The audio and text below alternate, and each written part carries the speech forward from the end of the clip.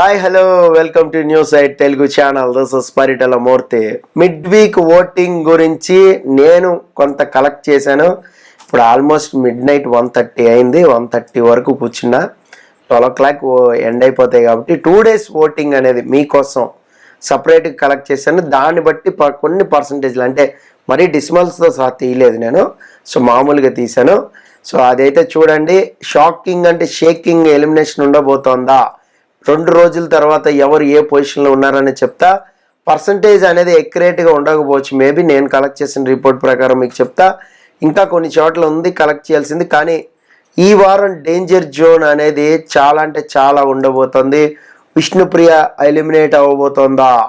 ఈ danger bells మోగుతున్నాయి. Vishnupriya fans ఉంటే alert అయిపోండి. అలాగే పృథ్వీ ఎలిమినేట్ కాబోతున్నాడా? ఇలాగా చాలా సినారియోస్ ఉన్నాయి.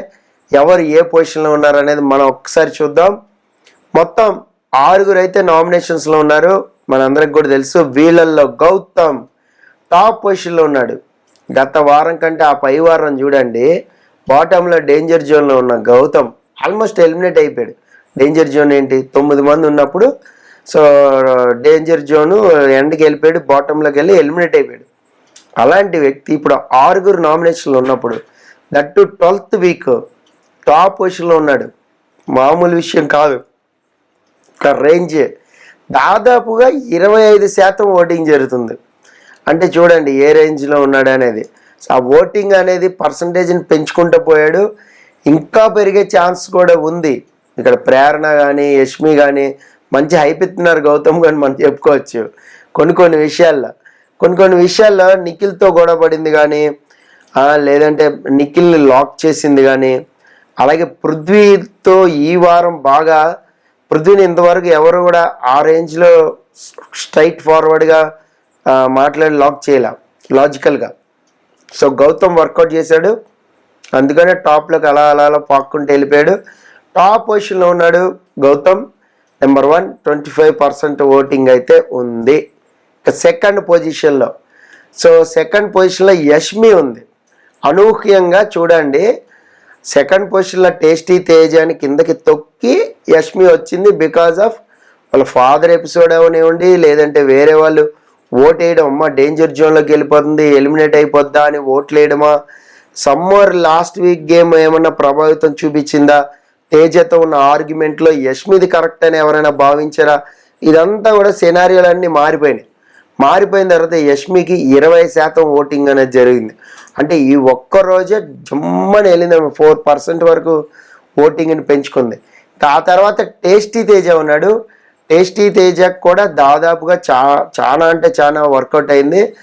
బికాజ్ ఏంటంటే వాళ్ళ మదర్ రావట్లేదు, బిగ్ బాస్ ఒక పనిష్మెంట్ ఇచ్చాడు, ప్లస్ హౌస్మేట్స్ వరస్ట్ పర్ఫార్మర్ ఇచ్చారు. సో ఇదన్నీ కూడా తేజకి అలా ఆ సింపతి యాంగిల్లో గ్రాఫ్ పెరిగిందనమాట. స్ట్రైట్ ఫార్వర్డ్గా పెరిగిపోయింది. అంటే ఆల్మోస్ట్ డేంజర్ జోన్లో ఉండి ఎండ్ అయిపోవాల్సిందే, ఎలిమినేట్ అయిపోవాల్సిన వ్యక్తి. అందరూ కూడా ఏమనుకుంటారు, ఇప్పుడు హౌస్మేట్స్ అందరూ కూడా ఖచ్చితంగా టేస్టీ తేజ ఎలిమినేట్ అయిపోతాడని అనుకుంటారు.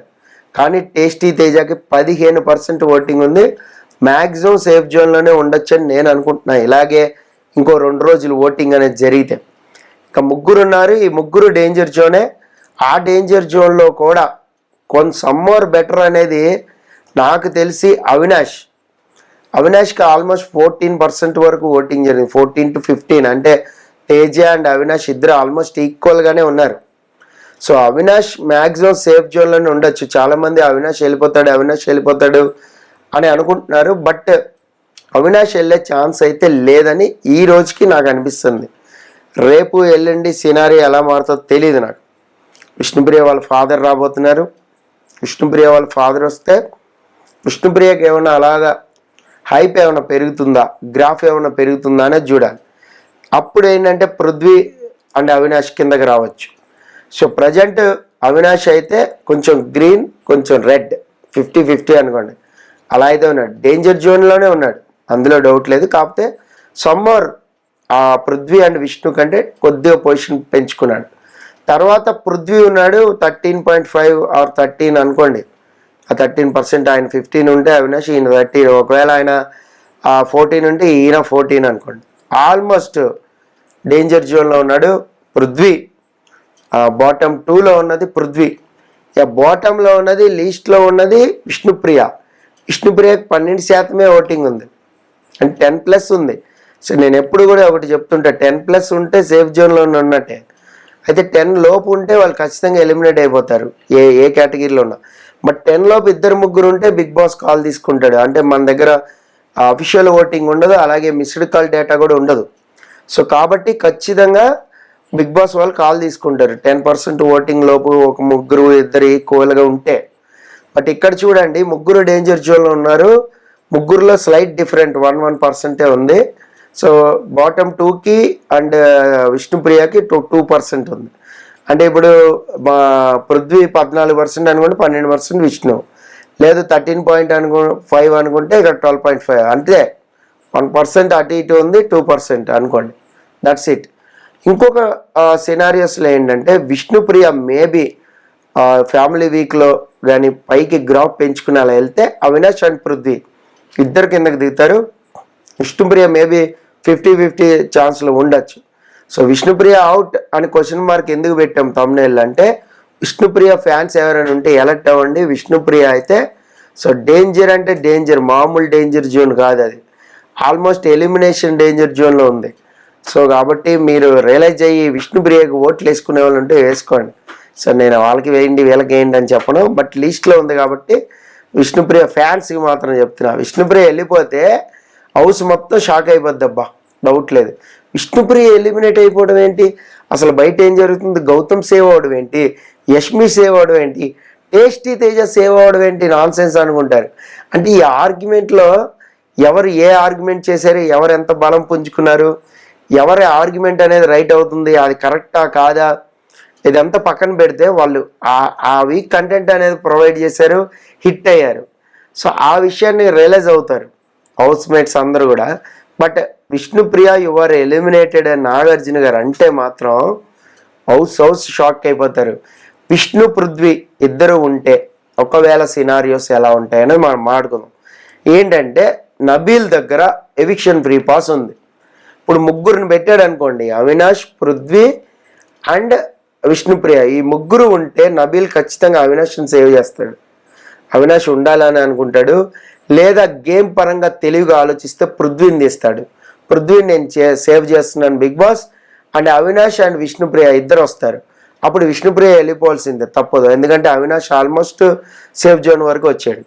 సో ఒకవేళ నబీల్ కానీ అవినాష్ని సేవ్ చేస్తే పృథ్వీ అండ్ విష్ణుప్రియలో ఒకళ్ళు వెళ్ళిపోతారు, ఎందుకంటే బాటంలో ఉన్నారు కాబట్టి. ఇలా చాలా సినారియాలు ఉన్నాయి. విష్ణుప్రియని అయితే సేవ్ చేయడు నబీలు, ఎందుకంటే తనను నామినేట్ చేసింది మళ్ళీ తనే నామినేట్ చేశాడు కాబట్టి మ్యాక్సిమం సేఫ్ చేసే అవకాశాలు లేవు విష్ణుప్రియని. అసలు బయట ఏం జరుగుతుంది అనేది వైల్డ్ కార్డ్స్కి అయితే అసలు అర్థం కాదు. విష్ణుప్రియ కానీ ఒకవేళ ఎలిమినేట్ అయిపోతే, అందులోనూ గౌతమ్ సేవ్ అయ్యాడు, టేస్టీ తేజ, యష్మి సేవ్ అయ్యాడు అంటే బాగా ఆశ్చర్యపోతారు. అలాగే యష్మి వాళ్ళ ఫాదర్ హింట్ కూడా ఇచ్చాడు ఆల్రెడీ, గౌతమ్ బాగా ఆడుతున్నాడు గేమ్, గౌతమ్ లాగా ఆడాలి అని. సో అక్కడ హౌస్ మేట్స్ అందరు థింక్ చేశారు. ఇప్పుడు కానీ గౌతమ్ సేవ్ అయిన వెంటనే కూడా అందరూ అలర్ట్ అయిపోయారు. లాస్ట్ టైం చూడండి, నైని పవనికి అర్థమైపోయింది గౌతమ్ సేవ్ కానీ నేను వెళ్ళిపోతా ఖచ్చితంగా అని తెలిసిపోయింది. సో అలాగా ఇక్కడ ఏంటి అంటే, ఒకవేళ గౌతమ్ సేవ్ అయితే యష్మిని లాస్ట్ వరకు ఉంచితే అందరు యష్మి అనుకుంటారు, ఒకవేళ టేస్టీ తేజ అని లాస్ట్ వరకు ఉంచితే అందరు టేస్టీ తేజ అనుకుంటారు. బట్ విష్ణుప్రియని ఎవరు గెస్ట్ చేయరు. సో విష్ణుప్రియ మ్యాక్సిమం ఇప్పటి వరకు ఉన్న ఓటింగ్ 2 days ఓటింగ్ అయితే నేను కలెక్ట్ చేసిన దాంట్లో లిస్ట్లో ఉంది, ఎలిమినేట్ అయిపోద్ది. లేదు 2 రోజుల్లో ఓటింగ్ గ్రాఫ్ పెంచుకుంటే సేవ్ అవుతుంది. సో అది, సో మీరేమనుకుంటున్నారు అనేది కామెంట్ బాక్స్లో కామెంట్ చేయండి. This is Paritala Murthy signing off. By.